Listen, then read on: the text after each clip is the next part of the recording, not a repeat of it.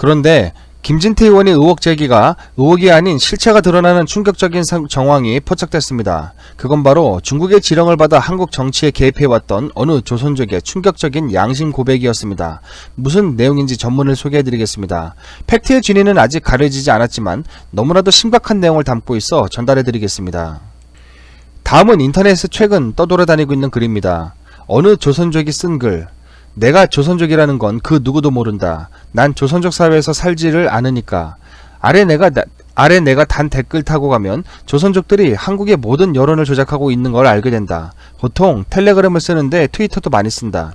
이런 게 한 1000개 정도 된다. 그냥 비밀로 하려다가 진실을 모르고 평생 살아야 하는 한국인이 안쓰러워서 밝힌다.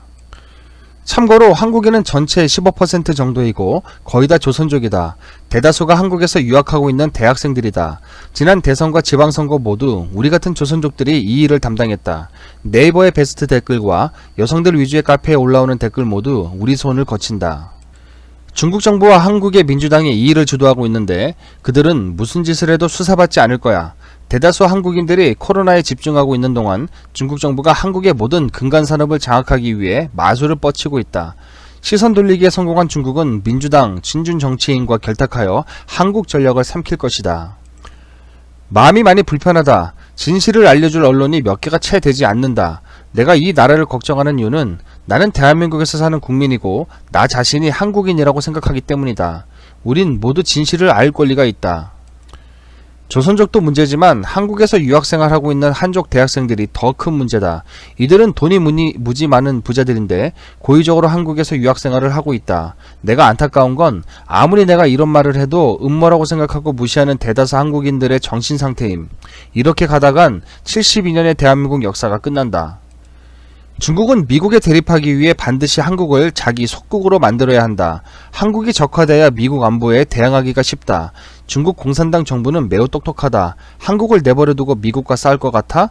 부산 미포항의 중국 제철소 건립, 전라 광양의 중국 알루미늄 공장 건립, 전기차 전량이 중국산, 심지어 한국 정부에서 중국산 전기차에 지원금도 주고, 태양광 패널, 세종시 스마트시티 중국 1대1로.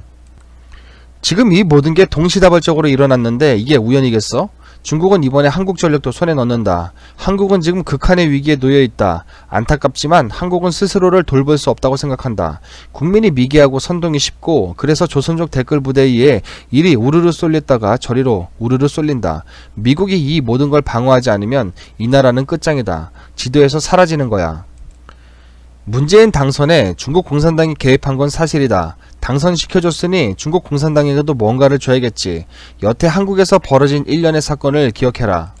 부산 미포항 중국 제철소 건립, 전라남도 광양 중국 알루미늄 공장 기공식, 강원도에 지어지는 차이나타운, 영종도와 송도의 중국 투기자본 허락, 세종시 스마트시티 중국 건설업체, 중국산 태양광, 중국산 전기차와 그에 따른 한국정부 보조금, 마스크 4억 개 중국의 밀반출, 중국산 미세먼지 환경단체 입막음, 우한폐렴 중국인 입국 무한 허용.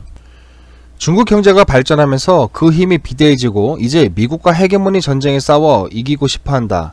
그 방식을 한반도 공산화의 키포인트가 있다 이거지. 여기가 적화되면 북한과 남한이 중국 손에 들어가고 미국과 싸우기가 용이해지며 세계 패권주의 한 발짝 더 다가가게 된다. 경제로 미국에 대항할 수단이 별로 없는 중국은 한국을 적화시켜 미국에 대항할 수단으로 삼는 거고 문재인은 그 미끼를 물었다. 문재인은 공산주의자이지만 권력 욕심이 많은 사람이라 본인이 대선 때 당선되기 위해선 중국 공산당의 개입이 필수였다는 걸 알았고 문재인은 그 기회를 잘 활용했다.